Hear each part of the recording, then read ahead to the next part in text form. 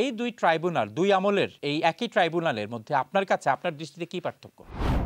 এখন এসে সাক্ষ্য দিচ্ছে ভিকটিম নিজে, যার চোখ নাই, যার হাত নাই, যার পা নাই, যার সন্তান মারা গেছে, যাকে পুড়িয়ে ফেলা হয়েছে লাশ।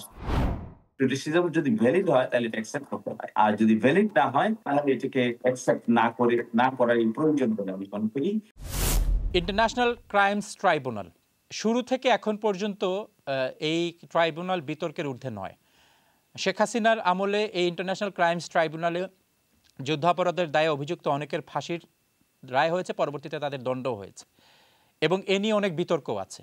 বর্তমানে যে ট্রাইব্যুনালে তার রায় তুলছে, তিনি সেই রায় যে বিচার কার্য তুলছে, এই বিচার কার্য নিয়ে তা শেখ হাসিনা কিংবা আওয়ামী লীগ কিংবা তাদের সমর্থকদের মধ্যে অনেক প্রশ্ন আছে। এই দুই ট্রাইব্যুনাল, দুই আমলের এই একই ট্রাইব্যুনালের মধ্যে আপনার কাছে, আপনার দৃষ্টিতে কি পার্থক্য? অনেক পার্থক্য দেখেছি আমরা। আগে ট্রাইব্যুনালের বিচারের সঙ্গে, বিচার প্রক্রিয়ার সঙ্গে আইনজীবী হিসেবে আমরা সম্পৃক্ত ছিলাম, আর এখনো আমরা দেখছি আইনজীবী হিসেবে অবজার্ভ করছি। নিরপেক্ষভাবে একজন আইনজীবী হিসেবে যদি জিজ্ঞাসা করেন, আমি বলবো আগের বিচার প্রক্রিয়া আর এখন বিচার প্রক্রিয়ার মধ্যে ডে এন্ড নাইট ডিফারেন্স। আগের বিচার প্রক্রিয়া এরকমও করা হয়েছে যে সাক্ষীরা আদালতে আসেন নাই, কিন্তু তাদের সাক্ষ্যকে গ্রহণ করা হয়েছে, সাক্ষীদেরকে অ্যাবডাক্ট করা হয়েছে এবং তাদেরকে অপহরণ করে দেশের বাইরে তাদেরকে খুঁজে পাওয়া হয়েছে। এবং ইন্টারেস্টিংলি ডিফেন্স দেওয়ার জন্য যে সমস্ত আইনজীবীরা সেখানে যুক্ত ছিলেন, তাদেরকেও আইন অঙ্গনে প্রপারলি যেতে দেওয়া হয় নাই এবং হ্যারাস করা হয়েছে এবং পুলিশ দিয়ে অ্যারেস্ট করা হয়েছে।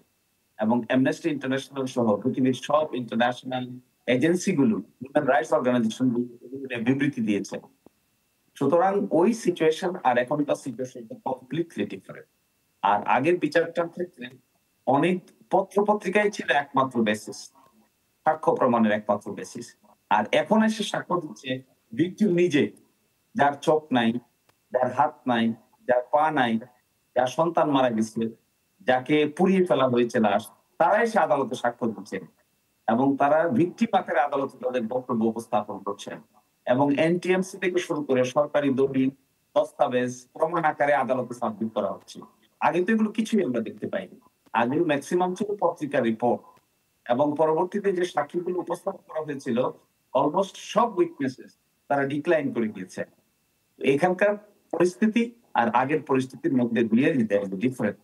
এখন অবশ্যই সব কাজেরই কিছু না কিছু ক্রিটিসিজম থাকে।